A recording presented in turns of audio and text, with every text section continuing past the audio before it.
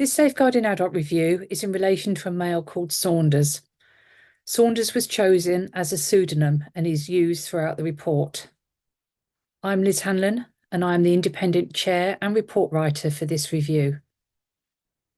Saunders was a single white British male who was 65 years old when he was found deceased. Saunders was described by a family member as being a very quiet and subdued person. He was a lovely guy who didn't have a bad bone in his body. Saunders's greatest pleasure was watching films, which he would do all the time. He was a heavy smoker and as such would sit in his room, smoke, watch films and listen to music. Saunders had lived with both his parents all his life and acted as a carer for his father when he became ill. His mother died over 20 years ago, and following her death, Saunders cared for his father and seemed to manage the house and the finances. The family state that they believed that Saunders had learning difficulties, but that he was never formally diagnosed.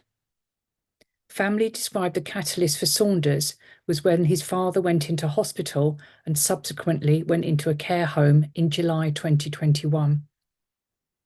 Family members described what they felt was a lack of communication from agencies with Saunders and a lack of support to enable him to process important information.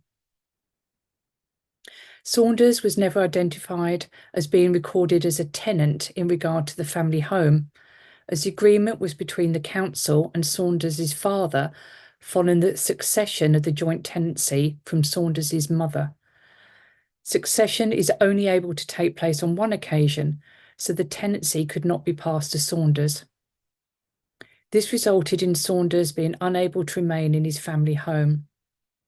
Saunders was, however, allowed to stay in the property until a decision had been made about whether a main housing duty was owed to him and further suitable accommodation could be found.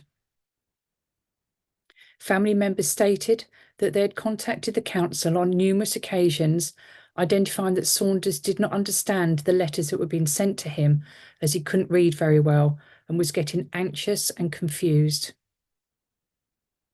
The family stated that they received a call from Saunders just after Christmas 2022, asking for help as he stated that he couldn't get out of bed. Saunders was confined to his bed and was described as being in a really bad state. Saunders looked very ill and the bedroom was described as being filthy. The toilet was blocked and the whole bedroom was in a very bad state of repair. Saunders' GP was contacted and a home visit was arranged. Upon attending, the GP stated that Saunders needed to go into hospital, but Saunders refused. The family stated that they and the GP tried to persuade Saunders to go into hospital. Saunders would initially agree and would then become very anxious and upset and change his mind and refuse to leave. There is no suggestion that Saunders did not have the mental capacity to make decisions at this time. Family members stated that they were going to see Saunders every day and would try and get him to eat and drink and generally looked after him as best they could. They put a fridge in his bedroom so that he could reach it from his bed. Sadly, family members found Saunders deceased on the 16th of January 2023. Contact with the GP was made by a family friend of Saunders, who is a support worker for community-based mental health charity. The support worker also made a referral to adult social care for a care needs assessment to take place in relation to Saunders. This referral should have been a safeguarding referral. It was identified within the review that the role as a support worker caused some confusion with professionals, as it was believed that he was acting in a professional capacity and not as a family friend. The support worker identified that he contacted agencies as a professional, as he believed that he would get a better response being a professional as opposed to being a family friend. Although several agencies identified that they had concerns in relation to Saunders' ability to understand what was happening and the consequence of the agency's actions, Little consideration was given by any agency regarding arranging support for him during their interactions. It was identified through the information obtained during this review that Saunders was significantly self-neglecting himself. However, this self-neglect does not appear to have been considered by agencies who saw him. The GP Council and the Department of Work and Pensions all made home visits to Saunders in December 22 and January 2023 prior to his death. However, there were no concerns either identified or, if identified, raised. Saunders was significantly ill at this stage. No safeguarding referrals were made by professionals. Kent and Medway Safeguarding Adult Board have published guidance to outline to all partner agencies the procedure for identifying and working with individuals who self-neglect or demonstrate hoarding behaviour, which puts the individual or others at risk of harm. This is published on the Kent and Medway SAB website. Good practice was identified by the GP who carried out a home visit personally when he was unable to book an appointment with the visiting service. Good practice was also identified by adult social care and the local district council housing officer who arranged a home visit to Saunders to explain what a notice to quit was in relation to the tenancy and what the next steps should be. A further area of good practice identified was when the DWP made the decision to retain Saunders on job seeker allowance, although he should have been removed from it due to not attending his fortnightly meetings. The manager identified that he'd made the decision to continue to pay Saunders his benefits due to the fact that they had known him for years and identified that he had certain vulnerabilities.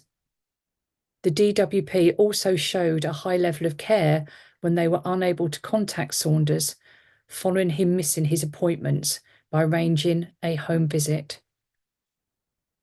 Agencies have made single agency recommendations within their reports. There are also recommendations for joint agencies. Recommendation 1. The Accessible Information Standards says that disabled people or people with a sensory loss should get information in a way they can access and understand.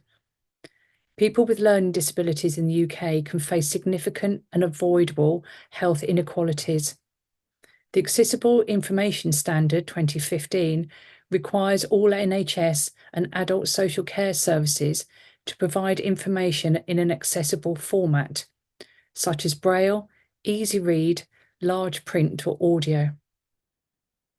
The local district council, adult social care, DWP job centre, Kent and Medway ICB primary care GP, community mental health charity, to provide assurance that they have the appropriate policies in place for accessible information standards.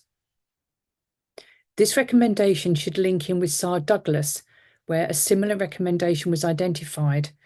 The agencies should ensure that they are able to communicate with those adults who have identified literacy and communication needs.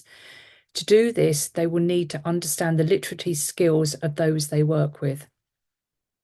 Questions to ask yourself. Are you aware of the importance of signposting people to gain the most appropriate support that they require, either by using an advocate or family member? Where would you go to obtain the most appropriate information to supply to adults who need that additional support, i.e. easy read literature? How flexible is your service provision to individuals with a learning disability? How do you establish the communication needs of individuals, for example, their level of literacy? How aware is your serving agency of what other services do to support individuals with autistic spectrum disorder and learning disabilities? And when would you consider advocacy support? Recommendation 2.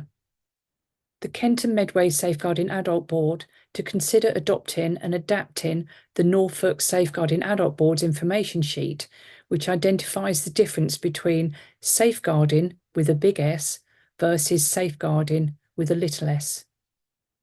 Questions to ask. What do you understand is the difference between safeguarding with a big S and safeguarding with a small s? How do you make a referral for care needs assessment and what information is required? What should you do if you think a formal safeguarding response is needed? What should you do if you think someone needs support or coordinated multi-agency approach, but they are not experiencing abuse or neglect? What should you do if you want to ask the local authority to review a small S safeguarding decision? Although the Community Mental Health Charity was not a statutory member of the Safeguarding Adult Review panel, recommendations have been made as a result of this review. These have been shared with them and agreed by them and are contained within the full overview report. There was also a recommendation for the DWP in relation to safeguarding policies and procedures and their staff's awareness and training needs in relation to safeguarding referrals. The full report regarding Saunders is published on the Kenton Medway Safeguarding Adult Board's website, and I would recommend that you make time to read the report and its highlighted learnings. Thank you all for your time, and I'd like to thank Saunders' family for speaking to me and contributing to the learning process. The family wished it to be noted that they were very grateful for the support that they received from the charity support worker, and then they would not have been able to care for Saunders without his care and support. Thank you.